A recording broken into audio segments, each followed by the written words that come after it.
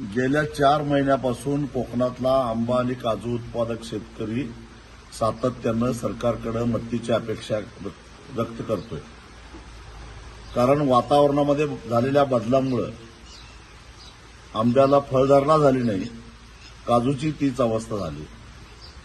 अशा परिस्थितीमध्ये नैसर्गिक आपत्ती समजून राज्य सरकारनं, केंद्र सरकारनं आपत्ती व्यवस्थापन निधीमधून भरीव अशी मदत देणं गरजेचं होतं।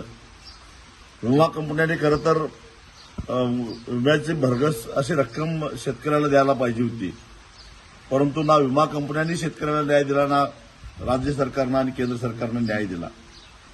केवळ एका कर्माला 220 रुपये देऊन शेतकऱ्याच्या तोंडाला पानं पुसण्याचं काम केलेलं आहे।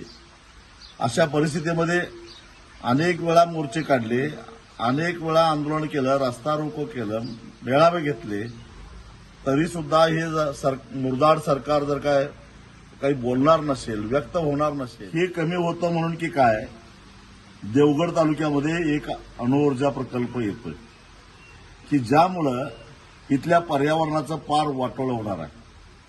आधीच पर्यावरणाचं संतुलन बिघडल्यामुळे आंब्याचं उत्पादन येणं असं झालेलं आहे आणि अशा परिस्थितीमध्ये जर का अजून एक अणुऊर्जा प्रकल्प इथं आला तर कोकणच्या लोकांनी आता आंबा, काजू, कोकम ही पिकं आता विसरूनच जायला पाहिजे। एक तर आता भात शेती संपल्याच जमा आहे, जी काही कोकणामध्ये शेती शिल्लक आहे ती आंबा आणि काजूच्या बाबतीत आहे।